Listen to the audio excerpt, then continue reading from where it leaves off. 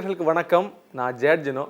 India எத்தனையோ ஸ்பின்னர்ஸை பார்த்துருக்கு. ஆனால் அதில் தமிழ்நாட்டிலேருந்து ஒரு வீரர் போய் ஒரு மிகப்பெரிய சாதனையாளராக மாறி இருக்கிறார் அப்படின்னா அது மிகப்பெரிய ஆச்சரியம் தான். அந்த வகையில் அஸ்வின் அவர்கள் தன்னுடைய கரியரை ஒரு லாங் கரியர் ரொம்ப அழகாக முடிச்சிருக்கிறாரு.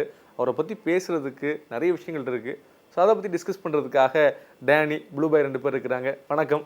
வணக்கம். முதல்ல அஸ்வின் ஒரு மிகப்பெரிய கேரியரில் இருந்து வெளியில் வந்து ரிட்டையர்டாக இருக்கிறார் இல்லையா? ஸோ அவரை பற்றின ஒரு பெஸ்ட் மொமெண்ட்டாக நீங்கள் என்ன நினைக்கிறீங்க?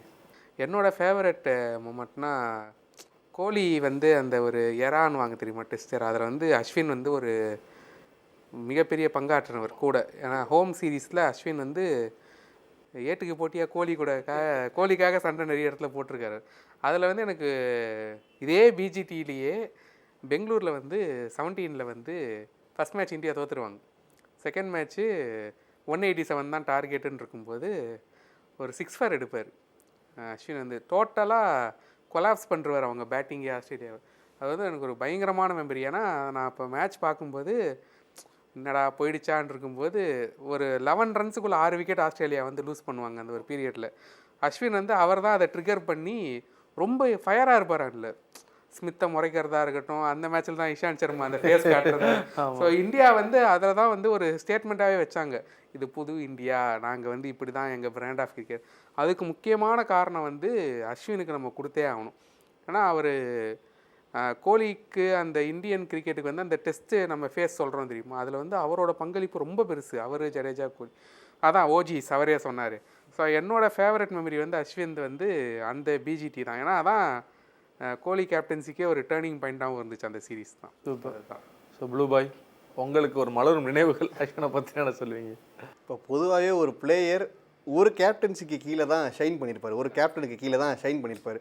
ஆனால் அந்த ரூலில் அஸ்வின் கிடையாது.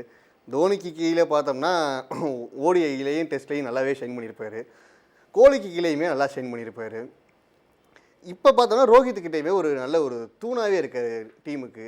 ஒரு 3 கேப்டன்கிட்டையுமே ஈகோ இல்லாமல் ஒரே மாதிரி ஒரு பெர்ஃபார்மன்ஸை கொடுத்துக்கிட்டு இருந்தவர் தான் அஸ்வின். ஒரு கன்சிஸ்டன்சியை மெயின்டைன் பண்ணிக்கிட்டு இருந்தாருன்னே சொல்லலாம். என்னோட ஃபேவரட்டான மறக்க முடியாத ஒரு நினைவுனா 2022 வேர்ல்ட் கப் தான், T20 world cup. I think first மேட்ச்னு நினைக்கிறேன். நமக்கு பாகிஸ்தான் மேட்ச்னாலே ஓவர் ப்ரெஷராக இருக்கும். பாகிஸ்தான் மேட்ச் கூட நம்ம தோத்துட்டோம்னா இங்கே வீடு என்ன ஆகும்லாம் தெரியாது நமக்கு. அவ்வளோ ஒரு முக்கியமான மேட்ச் அது. 2 பாலில் 1 ரன் வேணும். அந்த எண்டில் கோலி இருப்பார், இங்கே வந்துட்டு அஸ்வின் இருப்பார். அப்போ பாகிஸ்தான் பவுலர் போடுற பாலை கேஷுவலாக ஒயிடு விட்டுருவார். அப்போ 1 ரன் கிடச்சிரும். அவங்களுக்கு என்னடா இது, நம்ம இவ்வளோ ஸ்ட்ராட்டஜி ப்ளே பண்ணி பவுலிங் போட்டால் அது இப்படி ஒயிடு விட்டுடாரு, 1 ரன் போயிடுச்சேன்னு அடுத்த ஒரு பாலில் வந்துட்டு கேஷுவலாக கொஞ்சம் தூக்கி விட்டு 1 ரன் ஓடிடுவார். எல்லோரும் சுற்றி நின்றுவாங்க, எல்லோரும் அந்த சர்க்கிள் கூட வந்துடுவாங்க பாகிஸ்தான் பவுலர்ஸ். நீ எங்கே வேணா வா, எனக்கு தேவை 1 ரன் அப்படின்ற மென்டாலிட்டியில் கேஷுவலாக மூவ் பண்ணியிருப்பார். அதுக்கு முன்னாடி பால் டிகேலாம் கூட வந்துட்டு ஒரு ப்ரெஷர் தாங்க முடியாமல் அவுட் ஆகிருப்பார். ஆனால் அஸ்வின் அந்த இடத்துல கேஷுவலாக ப்ளே பண்ணி இந்தியன் டீமை ஜெயிக்க வச்சுருப்பார் ஒரு கிரிட்டிக்கலான சுச்சுவேஷனில். எனக்கு அந்த இடத்துல ஒரு ப்ளே வந்துட்டு ரொம்ப ஸ்மார்ட்டாக இருக்கும். எனக்கு இப்போ வரைக்கும் மறக்க முடியாதுன்னா அஸ்வினோடது அந்த ஒரு மேட்ச். நீங்கள் உங்களுக்கு என்ன ஃபேவரட் மூமெண்ட் அஸ்வின்து? எனக்கு ஃபேவரட் மூமெண்ட் அப்படின்னா அந்த ரீசெண்டாக தான் சுட சுட நடந்த ஒரு டெஸ்ட் அப்படின்னு சொல்லலாம். பங்களாதேஷ் கூட நடந்த சீரீஸு இந்தியாவில்.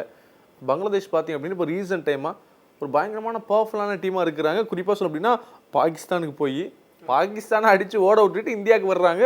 ஸோ மிகப்பெரிய ஹியூஜ் எக்ஸ்பெக்டேஷன் வந்து டீம் மேலே இருக்குது. ஸோ டெஸ்ட் மேட்ச் ஆரம்பிக்குது. பார்த்தீங்கன்னா இந்தியா பேட்டிங் எடுக்கிறாங்க, ஆடுறாங்க. 144 ரன்னுக்கு கிட்டத்தட்ட 6 விக்கெட் போயிடுச்சு. என்னடா இது, சேப்பாக்கில் மேட்ச் நடந்துக்கிட்டு இருக்குது, மேட்ச் இவ்வளோ மோசமாக போகுது, மேட்ச் இந்தியா கையிலேருந்து போகுதா, பங்களாதேஷ் இந்தியாவிலே வந்து இந்தியாவை கான்கவர் பண்ண போகிறாங்கன்னு நினைக்கும் போது ஒரு சாலிடான பேட்டிங் பண்ணி ஒரு செஞ்சுரி அடிப்பார். தரமான பேட்டிங். அவரும் ஜடேஜாவும் நின்று ஒரு நல்ல ஸ்கோர் கிட்டத்தட்ட ஒரு 350 கிட்ட அடிப்பாங்க. அந்த 113 அப்படிங்கிறது இந்தியாவை சேவ் பண்ண ஒரு பெரிய ஸ்கோராக இருந்துச்சு. அதே மாதிரி அதே மேட்ச்சில் செகண்ட் இன்னிங்ஸில் 6 விக்கெட் எடுப்பார். ஸோ ஒரே மேட்ச்சில் செஞ்சுரியும் அடிச்சுட்டு 6 விக்கெட் எடுக்கிறதெல்லாம் ஒரு கனவு அப்படிங்கிற மாதிரி தான் ஒரு சூழல். ஸோ இந்தியாவில் இதுக்கு முன்னாடி ஒருத்தர் தான் பண்ணியிருக்கிறாரு, கபில் தேவ்.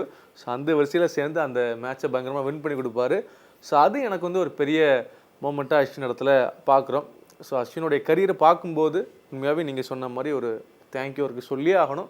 ஆனால் ஒரு சில இடங்களில் அஸ்வினுக்கு கிடைக்க வேண்டிய ரெகக்னேஷன் கிடைக்கல அப்படிங்கிற வருத்தமாக நமக்கு இருக்குது. ஏன்னா இந்த 2020 இந்த மேட்சஸ்லாம் நீங்கள் பார்த்தீங்க அப்படின்னா கிட்டத்தட்ட 300 விக்கெட் எடுத்திருக்காரு இந்த 20 ஓவர்ஸ் மேட்ச்லேயே. ஆனால் இன்னும் ஒரு ப்ராப்பராக அங்கே யூஸ் பண்ணல அப்படிங்கிற வருத்தம் இருக்குது. ஸோ அவர் நினச்சிருந்தா இன்னும் கூட நிறைய சர்வ் பண்ணியிருக்கலாம் அப்படிங்கிற எண்ணம் இருக்குது. ஸோ உங்களுக்கு அந்த மாதிரி ஏதாச்சும் இருக்கா? அதுதான் நம்ம இவர் சொன்னார் ஸ்மார்ட் கிரிக்கெட்டர் அஸ்வினை வந்து இன்னும் கூட நல்லா யூட்டிலைஸ் பண்ணிக்கலாம். நீங்கள் T20 யூஸ் பண்ணிக்கலாம், இல்லை ஓடிஐயில் அந்த 2017 சாம்பியன்ஸ் ட்ராஃபிக்கு அப்புறம் அஸ்வினை வந்து அப்படியே இது மூவ் ஆன் ஆகிட்டாங்க இந்தியா. மேபி ஒரு யுசி சகல், குல்தீப் அவங்க அந்த குல்ச்சா காம்போ அப்படி போயிட்டாங்களான்னு தெரில. ஸோ அவங்களுக்கு வந்து அது இன்னும் கூட அஸ்வின் வந்து நல்லாவே சர்வ் பண்ணியிருப்பார் இந்தியாவுக்கு. ஸோ அதை நம்ம இப்போ அந்த ரிக்ரெட்ஸாக நம்ம அதை பார்க்காம அவர் பண்ண அக்காம்ப்ளிஷ்மெண்ட்ஸை மட்டும் நம்ம பார்க்கலாம். ஏன்னா இப்போ எல்லோரும் பின் பாயிண்ட் பண்ணிடலாம், இதில் குறைன்ட்டு. ஆனால் அவருக்கு கொடுத்த வாய்ப்பில் அஸ்வின் வந்து எங்கேயுமே டிசப்பாயிண்ட் பண்ணல. ஒரு ஃபேன்ஸையும் சரி, இல்லை டீமையும் சரி, இல்லை அவர் கூட இருந்த அந்த டீம்மேட்ஸையும் அவர் எங்கேயும் நம்ம கைவிட்ட மாதிரி நம்ம இல்லை. ஸோ அதனால் நம்ம பாசிட்டிவாக பார்ப்போமே அப்படின்ட்டு பார்த்துருவோம் நம்ம அஸ்வின்.